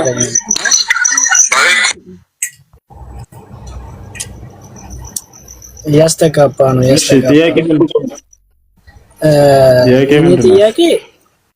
ጥያቄ ሁለት ልጆች ያኔ ኒካህ ታረጉ በፊት በሐራም ላይ ነበር። ያኔ በሐራም ኒካህ ሳይደረግ በፊት አሁን ያን ኒካሁን ሐራሙን ወደ ኒካህ ለማዞር ምን አይነት ግዳጆች ናቸው ያሉት? ወይስ ምን መደረግ አለበት? ከምንስ መመለስ ወይም ከምንስ መቆጠብ አለብን የሚለውን ነገር እንድናገር ያ። እሺ በመጀመሪያ ተውበት ማድረግ ይቀድማል። ከዚያ በመቀጠል እነዚህ ልጆች ለመጋባት በዑለሞች መካከል ሁለት ሐሳብ አለ። ግማሽ ዑለሞች 3 ሀይድ እስክታይ ድረስ መጠበቅ አለባት ይላሉ። ሌሎች ደግሞ አንድ ሀይድ ካየች በቂ ነው ብለው ተናግረዋል።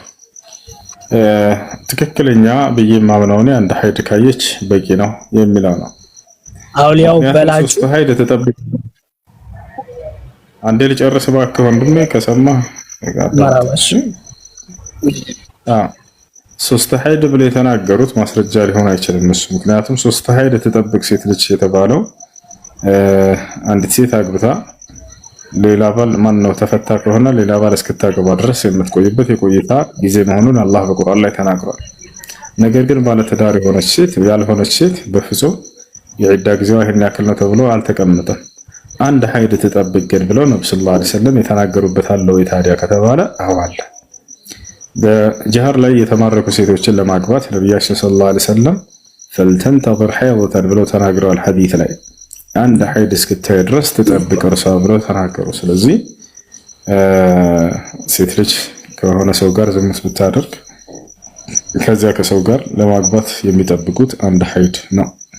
እሺ እርግዝና ተከስቶ እስከሆነ በዚያ ግንኙነት ምክንያት ከተባለ እርግዝና ከተከሰተ እስኪወልዱ ድረስ መጋባት ወለደች በኋላ የዛኔ መጋባት ይቻላል ስላለፈው ተውበት አድርገው።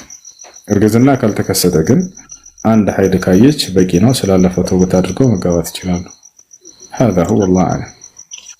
አለ ንክኪ ያኔ አንድ ሀይድ እስከምታይ ድረስ ንክኪ ወይንም ደግሞ ያኔ በአካል መገናኘት ምናምን የለባቸው ወይስ ችግር አለበት? ተናገርኩኝ እንዴ ምንም አይነት ግንኙነት ለአንድ ሀይድ ያክል መራራቅ አለባቸው። ከዛ በኋላ ኒካህ ስላሉ ስላለፈው ተውበት አድርገው ሁለተኛው ጥያቄ ደግሞ አንድ ሴት አባቷ ከእስልምና ወደ ካፊርነት ሄዷል። ያኔ የአባቷ ወንድም አጎት የላትም። ላኪን ኒካ መታሰር የምትችለው በቃዲ ምክንያት ነው ወይስ የእናቷ አጎት ማስተሳሰር ይችላል? እሺ የአባቷ አባት አለ?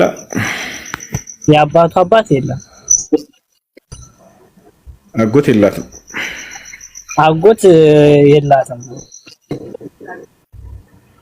ወንድም የላትም። ወንድም የላትም። ሸሪዓ ፍርድ ቤት በአቅራቢያቸው ወደሚገኝ ሄዳ ወደዚያ ሸሪዓ ፍርድ ቤቱ ቃዲ ኒካ ያስርላታል። ቃል ነብይ ሰለላሁ ዐለይሂ ወሰለም አስሱልጣን ወልይ ሊመን ላ ወልየ ለሁ፣ ከቤተሰቡ ወኪል የሌለው የሸሪዓ ፍርድ ቤት ቃዲ እርሱ ወኪል ይሆናል ብለው ተናግረዋል። አይ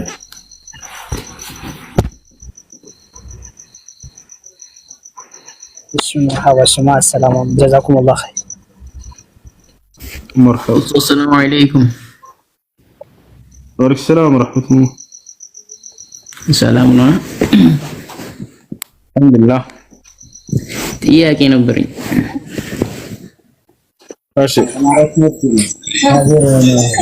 ሽንት ቤት ውስጥ ነው ወዱ ማድረግ ይቻላል? እንዴት ነው? ይቻላል። እሺ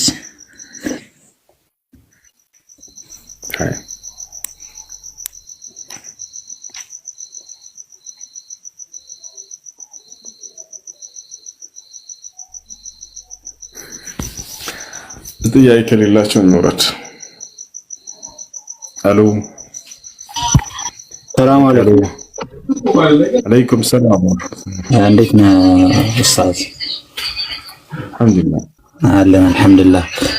አንድ ክርስቲያን ጓደኛ አለና ከዚህ ጥያቄ መጠየቅ ይፈልጋልና አጋጣሚ ስልክ ስለያዘ ነው የዘገየሁት። አሁን ስልኩን እስኪጨርስ ሚዩት አድርጌ ልቀመጥ፣ አንድ 5 ደቂቃ ምናምን በኋላ ጥያቄ እንዲጠይቅህ ነበር። እሱ ሚዩት አድርጌ እቀምጣለሁ። ሰላም አለይኩም። ወአለይኩም ሰላም ወራህመቱላህ።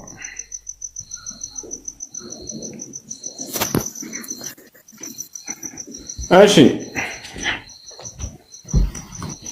ተዘሳ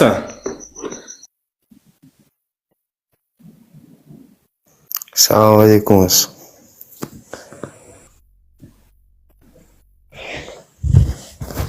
ወአለይኩም ሰላም ወራህመቱላሂ ወበረካቱ።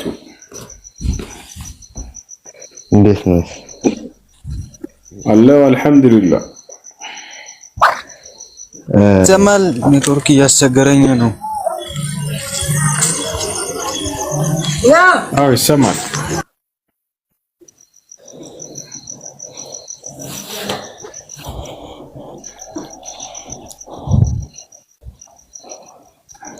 እንዴ ጥያቄ ከሌላችሁ ባክልኩ ልጆች ባክልኩ። አላህ ነዝለው ሰላም ወራህመቱላሂ ወበረካቱ።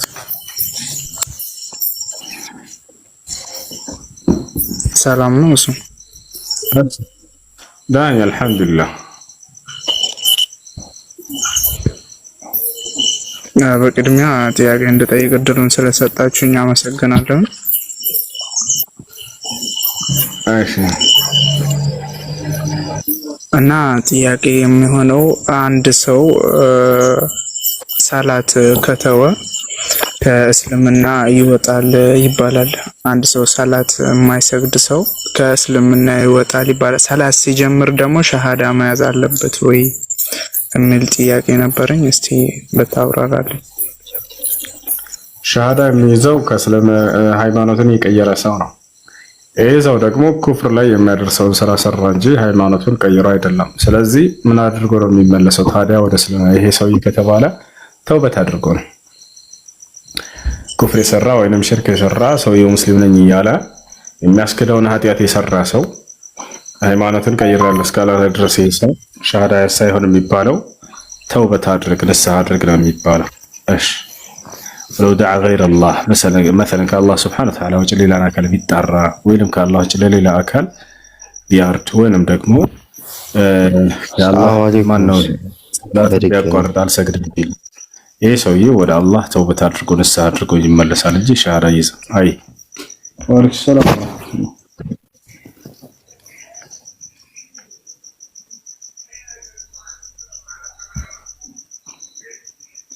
እሺ የገባች ሰው ጥያቄ አላችሁ? ሁለት ነንና ሆሶ ይቅርታ አድርግልኝና ያ ሁለት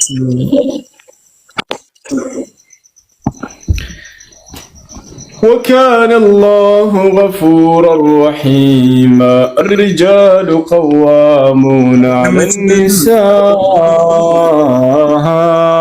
بما فضل الله بعضهم ወይኔ ባላ እንዴት ነው ኔትወርክ በጣም እኮ ነው እያሰማማን ያለ አይደለም ምን ሻቆ ቪዲዮ ለምችላለው ነው የተቀመጥነውና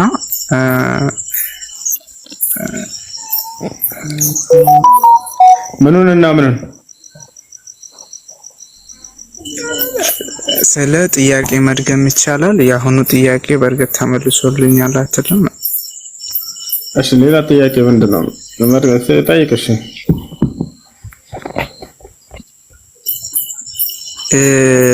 አንዲት እናት እንትን ውጭ ላይ ነው ያለችው ሳውዲ አረቢያ እና የሷን ብር ልካ ወደዚህ መጠቀም حرام ነው ወይ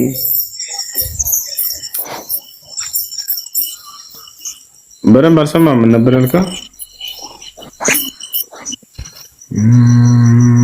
የአንዲትን ሴት አረብ ሀገር ሄዳ አግብታ ባለትዳር ናትና እዛ ሄዳ የምትልከው ብር በሸሪዓ አንፃር እንዴት ነው የሚታየው ከሰጠቻችሁ መጠቀም ትችላላችሁ ሀዲያ ከሰጠቻችሁ መጠቀም ትችላላችሁ ከሐራም ምንጭ እስካላመጣችሁ ድረስ አይዋ ለባለቤቷ አይሆንበት ማለት ለባለቤቷም ከረዳችሁ ከሰጠችሁ መስጠት ትችላላችሁ እንደ ግዴታ ለሱ ነው መስጠት ያለባት ለቤተሰቧ መስጠት አትችልም የሚል ግን የለም ለዛ የሚባል ነገር የለም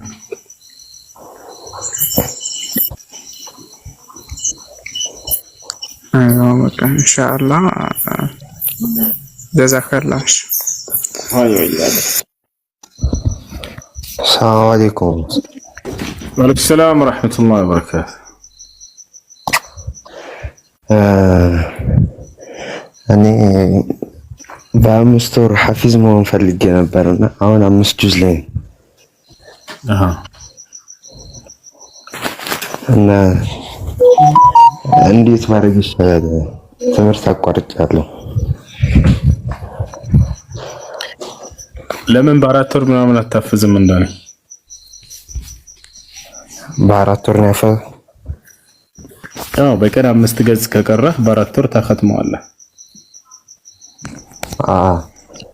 እኔ ኡስታዝ ጋር ነው ማፍለው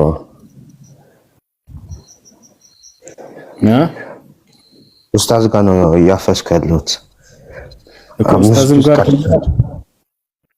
ኡስታዝም ጋር ቢሆን መላእክም ጋር ቢሆን ችግር የለም ብቻ ካንተ ነው ዋናው ስራው የሚጠበቀውና በቀን 5 ገጽ ካፈዝክ ቀላል ነች በአራት ወር ታختማታለህ ሙራጃው ማሪፍ ነው ፈጥኖ ቶሎ ማختም ሙራጃ በዳው ትኩሱን ተመልሰ ስለምትቀራው ሙራጃውን ቀላል ይሆንልሃል እስቲ ትንሽ አስተፋፈዙት ነው እሺ ቁርአን ለማፈዝ በመጀመሪያ ማድረግ የሚጠበቅባቸው ነገር ምንድነው 1 2 3 4 5 6 7 8 9 10 11 12 13 14 16 17 18 እሺ ቁርአን ለማፈዝ በጣም ቀላል ነው እንዴት ነው የምታደርገው መሰለህ መጀመሪያ ልታፈዝ የምትፈልገውን ገጽ 5 ጊዜ ትቀራዋለህ ደጋግመህ ያውታል በደንብ መቅራትህን ካረጋገጥክ በኋላ አንዱ ገጽ 15 መስመር ነው ለ3 ትከፍለዋለህ ለ3 ስትከፍለው ስንት ይሆናል 5 ይሆናል ማለት ነው የመጀመሪያውን 5 መስራት ትጀምራለህ። እንዴት ነው? እርሱ ደጋግመህ ትቀርባለህ እርሱን አንድ 5 ጊዜ ገብቶሃል? ይሄን ካደረግክ በኋላ የመጀመሪያውን አንቀጽ ማፈስ ትጀምራለህ። ለምሳሌ ከሱረቱል በቀራ إن الذين كفروا سواء عليهم أأنذرتهم أم لم تنذرهم لا يؤمنون ይሄን እየደጋገምክ ትቀራለህ። እሱን ትይዛለህ። እሱን ማዘን ካረጋግጥክ በኋላ ወደ ቀጣዩ አንቀጽ ትሄዳለህ። ختم الله على قلوبهم وعلى سمعهم وعلى أبصارهم غشاوة ولهم عذاب عظيم ይሄን ሁለተኛውን አንቀጽ ደጋግመህ ትቀራለህ፣ ትይዛለህ። ማዘን ካረጋግጥክ በኋላ የመጀመሪያውንና ሁለተኛውን አሁን ያፈዝጋቸውን ታያይዛቸዋለህ። إن الذين كفروا سواء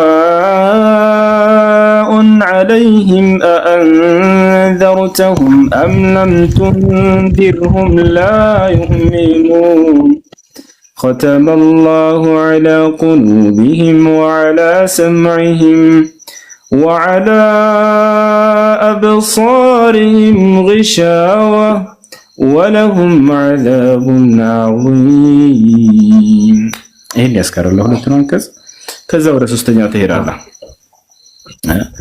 ومن الناس من يقول آمنا بالله وباليوم الآخر وما هم بمؤمنين يخادعون الله والذين آمنوا وما يخدعون إلا أنفسهم وما يشعرون في قلوبهم مرض فزادهم الله مرضا ولهم عذاب أليم بما كانوا يكذبون ልክ በነገርኩ መሰረት አንዱን አንቀጽ አፍዘህ ወደ ቀጣዩን ከያዝክ በኋላ የመጀመሪያውና ሁለተኛውን በማያያዝ ከዛ ወደ ሶስተኛው ትሄዳለህ። ሶስተኛውን ከያዝክ በኋላ ሶስቱን እንደገና እያይዘህ መቅራት፣ ከዛ ወደ አራተኛው። በዚህ መሰረት እያደረግክ 5ቱን መስመሮች ከጨረስክ በኋላ ወደ ቀጣዩ 5 ትሄዳለህ። ልክ የመጀመሪያውን 5 በሰራህበት መሰረት የሁለተኛውን 5 ትሰራለህ። ሁለተኛውን 5 መያዝህን ካረጋገጥክ በኋላ የመጀመሪያውን 5 እና ሁለተኛውን 5 አያይዘህ ትቀራለህ። ከዚያ ሶስተኛውና የመጨረሻውን 5 በመጀመሪያው መልክ ትሰራለህ። እሱን መያዝህን ስታረጋግጥ አንዱን ገጽ ሙሉ ትቀራዋለህ ማለት ነው። በዚህ መልኩ በቀን 5 ገጽ ከሐፍዝክ በ4 ወር ተختመዋለህ። ቀላል ገባህ? ሹክራን። እና አንድ ጥያቄ ደግሞ ነበር።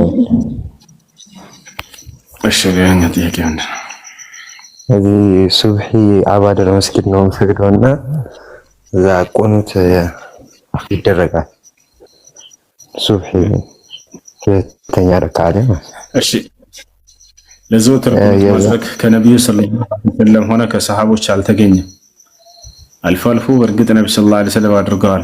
ሙናሰባዎች በሚገኙ ጊዜ፣ አንዳንድ አጋጣሚዎች በሚገኙ ጊዜ ያንን ለአንዳንድ አጋጣሚ ሙናሰባዎችን ጠብቀው ያደረጉትን ለዘወትር ማድረግ ይሄ ቢድዓ ነው። ማስረጃ ያስፈልገዋል ካለ ነው። ገብታችኋል? ነብዩ ሰለላሁ ዐለይሂ ወሰለም ዘወትር አላደረጉትም። ስለዚህ ያ ነው እና አልፎ አልፎ በሀገሪቱ ላይ የሆነ ነገር ተከስቶ ሊሆን ይችላል። ለዚያ ዱዓ ለማድረግ ሱብሂ ቁኑት ላይ ኢማሙ ያደርግ ችግር አይኖረውም ነበር። ለሁል ጊዜ ለዘወትር ግን ይሄን ማድረጉ ከነብዩ ሰለላሁ ዐለይሂ ወሰለም ሆነ ከሰሃቦች ያልተገኘ። ስለዚህ አይቻልም። አይ አንድ ጥያቄ ነበር። አለይኩም ሰላም። እሺ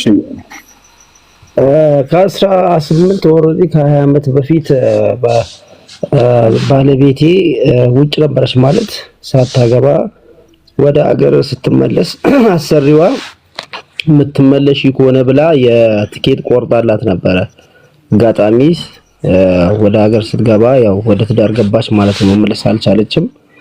ያው ግንኙነታቸው ተቋረጠና ብዙ ጊዜ ቅር ይላታል። ያን ገንዘብ አልከፈልኳትምና እንዴት ነው ምናምን ትላለች። አሁን እኮ ጠይቅልኝ ብላኝ ነው። እንዴት ይታያል? መልካም እንመለሳለን ብላችሁ ቃል ገብታችሁ ለእናንተ ብለው ገንዘብ አውጥተው ከሆነ ያ ሐቅ አለባችሁ።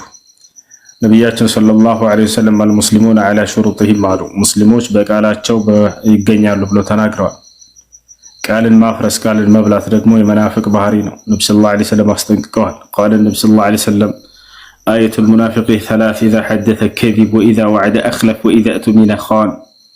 ነብዩ ሰለላሁ ዐለይሂ ወሰለም ምን አሉ? የመናፍቅ ምልክቶች ሶስት ናቸው አሉ። አንደኛ ሲያወራ ይዋሻል፣ ሁለተኛ ቃል ሲገባ ቃሉን ያጥፋል፣ ሶስተኛ ሲታመን ይክዳል አሉ። አምናተች ሴትዮ ወጫ ወጣች መለሳለሁ ስላለቻት፣ ነገር ግን እምነቷን በላቻት ያችኛዋ። ይሄ ከባድ ነው። አላህ ሱብሓነሁ ወተዓላ በቁርአን ላይ ወአውፉ ቢልዓህዲ ኢነል ዓህደ ካነ መስኡላ ይላል። ቃላችሁን ሙሉ ቃላችሁ ትጠየቁበታላችሁና ብሎ ተናግሯል። ስለዚህ ቃልን መሙላት ግድ ይላል። ይህን ያላደረገ ሰው ነገ ወልቂያማ ይጠየቃል። ነገር ግን ታዲያ ምን ማድረግ አለበት? ነገ ወልቂያማ ከአላህ ፊት እንዳይጠየቅ ሰው ከተባለ ኢስላም መፍትሄውን አስቀምጧል። ቃል ነብዩ ሰለላሁ ዐለይሂ ወሰለም መን ካነት ዐንደሁ መዝለመቱን ሊአኺሂ ፈልየተሐለልሁ አልየውም ቀብለ አን ላ የኩነ ዲናሩ ወላ ድርሃም። ከእናንተ ወንድሙን የበደለ ሰው ካለ ምንም አይነት በደል ሊሆን ይችላል፣ አጠቃለው እየተናገሩ ነው። አንደኛ ይሄ አሁን የጠየቀች ይከተታል። ከእናንተ ወንድሙን የበደለ ሰው ካለ ገንዘብ የማይጠቅምበት ቀን ያ የትንሣኤ ቀን የቂያማ ቀን ከመምጣቱ በፊት ከወዲሁ ያን የበደለውን ሰው ይቅርታ ይጠይቃሉ። ስለዚህ ያችን ሴት አድራሻዋን ማግኘት የሚቻል ከሆነ አውፍ በይኝ ብላ መጠየቅ፣ ያወጣቸውን ገንዘብ አይ እፈልጋለሁ ገንዘቡን መልሽልኝ ካለቻት መመለስ፣ አቅሙ ከሌላት ይቅር በይኝ ብላ ሴትዮዋ ትጠይቃታለች። እሺ እቺ ሴት ማግኘት አልቻለችም። አሁን እቺ ሴት ማግኘት አልቻለችም። ወደ እሱ እንደምጠይቅ ስላወኩ ነው አሁን ደስ የመጣሁት። ይልቁን ታውቃለህ እንዳትጠይቅ እና ሴትዮዋን ማግኘት አይቻልም አሁን አድራሻዋን። ምክንያቱም አመታቱ በጣም ቆይቷል። በመካከላቸው የነበረው ለምሳሌ 500 ዓመት ሊሆን ይችላል። ስለዚህ ሴት ዛሬ ከ500 ዓመት በኋላ ያንን የሰራችውን በደል በሴትዮዋ ላይ ያስታወሰችና ይቅርታ ለመጠየቅ አላገኘቻትም እንበል ለምሳሌ። ታዲያ ምንድነው ማድረግ ያለባት ከተባለ በዛች በሴት ስም ያንን ያወጣችውን ገንዘብ ያክል መጠን ገንዘብ ሰደቃ ለድሃዎች መስጠት፣ ሰደቃ ለድሃዎች መስጠት። የሆነ ሰው ገንዘቡን ወስዳችሁበት ያን ሰው ማግኘት ባትችሉ በዚያ በሰው ስም ያን ገንዘብ ሰደቃ ስጡለት ለድሃዎች፣ ለሚስኪኖች። ያ ገንዘብ በሰደቃ መልክ ለዚያ ለሰው ይደርሰዋል። እናንተም ከተጠያቂነት ትድናላችሁ፣ ሐቁን መልሳችኋልና። ገንዘቡ በዛን ወቅት በነበረው ተሰልቶ ነው አሁን ባለው ነው ሰደቃውም ብታወጣ እንኳን በዛን ጊዜ ነው እንጂ የሰጠች ያወጣችው። ለምሳሌ የዛኔ 1 ሚሊዮን ሪያል ከሆነች በጥቂት እንዳው ያችን መስጠት። ዛሬም ራሱ ዛሬ ላይ ምንዛሬ በጣም ከፍ ብሏልና ምናምን 10 ሚሊዮን ማድረግ አለብኝ ብላ እንደዛ አታስብ። በዛን ጊዜው የወጣውን ገንዘብ በወጣው የገንዘብ አይነት ነው የሚሰጠው ዛሬ። አይ እሺ አላህ እሱን እናመሰግናለን።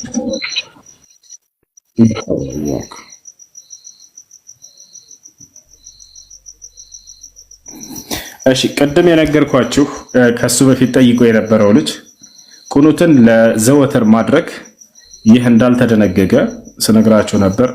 ከራሴ እንዳይመስላችሁ ምናልባት አንዳንድ ኺላፍ ባላቸው ጉዳዮች ላይ የሆነ አቋም ይዤ ስናገር ጊዜ ከዛ የተለየ አቋም ያላቸው ሰዎች ይዘው ይመጡና አይ ሁሴን እኮ እንዲህ የተሳሳተ ነገር እንደ አይነት ነገር እንዳያነሱ ከሚል አንፃር እኔ ማናቸው የምናገረው ነገር ከዑለሞች ያዝኩትን ነገር አሳያቸዋለሁኝ።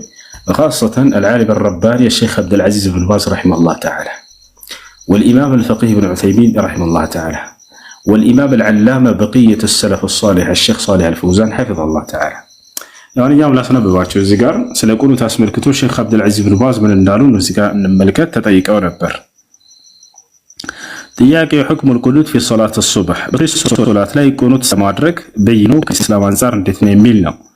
السؤال له سؤال آخر في هذه الرسالة يقول فيه ما حكم دعاء القنوت في صلاة الصبح وهل يعني يوجب تركه يعني سجود السهو، وإذا لم نسجد للسهو هل تعتبر الصلاة صحيحة؟ تملكة الشيخ عبد العزيز بن باز سلا صبحي قنوت من الدميلو. الجواب أولا القنوت في الصبح غير مشروع على وجه الدوام. بزواتر ملك يصبحين قنوت معرك يتدنقق አይደለም ይሄ ነገር بل هو غير مشروع አልተደነገገም ይሄ ነገር። አይቾር بل أقل أحواله أن يكون مكروها إيهن بزوتر ما أدرك عنده يتطلعنا عنده بلقيته يتطلعنا تولون الموصلة وظاهر النصوص أنه بدعة عندهم قلت ما سرجاتش عندما يسايو ترسو بدعة نونو ولهذا ثبت في حديث سعد ابن طارق الأشجعي عن نبيه أنه سأل أباه قال يا أبتي إنك صليت خلف رسول الله صلى الله عليه وسلم وخلف أبي بكر وعمر وعثمان وعلي أفكانوا يقنتون في الفجر فقال أي بني محدث نريانت يا صحابة لك صحابة وانطيقوا يا طارق يعني سعد بن طارق الأشجعي يتبارى سو كأباتو يطيقوا من قالوا أباي هوي أنت كنبي صلى الله عليه وسلم هلا تكتله سجدها كأبو بكر هلا تكتله سجدها كعمر هلا تكتله سجدها كعثمان هلا تكتله سجدها كعلي هلا تكتله سجدها أفكانوا يقنتون في الفجر بصبح صلاة لا يكونوا يدرجون برن النرسو بلو طيقة فقال أي بني محدث أي لجي إرسو أدس يتفتر فترانو بدعنو بلو من لسولتها يزاني يلبنو قال طارق لابنه طارق لنجاله أي بني محدث أي لجي هوي إرسو أدس يتفتر فترانا بزي جزيل لمنه بنبي صلى الله عليه وسلم وصحابه زمان وطارق من أصحاب النبي صلى الله عليه وسلم طارق رقمه كان النبي صلى الله عليه وسلم صحابه اسمه كلام رواه أحمد رحمه الله تعالى والترمذي والنسائي وابن ماجه بإسناد جيد فهذا يدل على أنه غير مشروع القنوت في الصبح هذا القنوت الدائم فهو محدث لم يفعله الرسول صلى الله عليه وسلم ولا أصحابه يعني ولا خلفاؤه المذكورون وذهب قوم من أهل العلم إلى أنه يستحب كالشافعي رحمه الله تعالى وجماعة واحتجوا بحديث جاء عن أنس أن النبي صلى الله عليه وسلم كان يقنط في الصبح حتى فارق الدنيا لكنه حديث ضعيف عند أهل العلم ليس بثابت وده أنس بن مالك ما يستقبت هنا عند حديث هل أرسو اسكيمو تدرس كونوا تعرقوان يميل أرسو قندك كامانا الشيخ عبد العزيز الباس يميزر قايدر لم يحكي على السند والصواب أن القنوت في الصبح إنما هو في النوازل خاصة قدم لنا الكواشتو قنوت مدرجو بدعاء وينم صبح صلاة القنوت مدرجو دعاء مدرجو يهونا አዲስ ሙናሰባ የሆነ ነገር አዲስ ክስተት ነገር ሲከሰት ጊዜ ነው። ለምሳሌ ጠላት መጥቶ ቢያካብባችሁ በሌሊት ላይ ያ ጠላት እንዳያጠቃችሁ በሱብሒ ሶላት ላይ ዱዓ ልታደርጉበት ትችላላችሁ። ያውታችኋል። ወይንም ከሱብሒ ሶላት በኋላ ሙስሊሞች ጂሃድ ሊኖራቸው ይችላል። አላህ ነስር ድል እንዲሰጣቸው በዚያ ላይ ዱዓ ቢደረግ ችግር የለም። ወይንም በሌሊቱ ወቅት ላይ ጨረቃ ተጋረደች እንበል የዛኔ በዚያ ላይ ዱዓ ቢደረግ ችግር የለውም። በሶላቱ መካከል አያችሁ አይደል የሆነ ሙናሰባ ነገር ሲያጋጥም እንጂ በዘወትር አላደረጉም ነብዩ ሰለላሁ ዐለይሂ ወሰለም ነው። إذا نزل بيت المسلمين نازل مثل الحروب አያችሁ አይደል ልክ ጦርነት ለምሳሌ ቢከሰት التي يشنها الأعداء فيشرع القنوت كما قالت النبي صلى الله عليه وسلم شهرا يدعو على من العرب زبوت على من اللي ያመጡላቸዋል ታዲያ ነብዩ ሰለላሁ ዐለይሂ ወሰለም ቁኑት አድርገው የለ እንዴ ብለው እንዲህ አንዳንድ ባጋጣሚዎች አድርጓቸው ሊያመጡላቸው ይችላሉ። እኛ ያለው ምንድነው ቁኑት አይደረግም አይደለም፣ ነገር ግን ለዘወትር ረሱል ለሁል ጊዜ ማድረግ ነው ቢድዓ ነው ያሉት ሼክ አብዱልአዚዝ ብሏስ ገብታችኋል። ነገር ግን የሆነ አጋጣሚ ቢገኝ ቅድም እንዳልኳችሁ የሆነ ክስተት በሙስሊሞች ላይ ቢገኝ የዛኔ ዱዓ ለማድረግ አልፎ አልፎ ቢደረግ ችግር የለው። ምንም ያለ ምንም ምክንያት ግን ሁሉ ጊዜ በሰገዱ ቁጥር ሰው ቢሄድ ቁኑት ማድረግ ይህ በፍጹም ማስረጃ የለውም። ይሄን ይመስላል። እሺ ጥያቄ አለ? ቀጥል።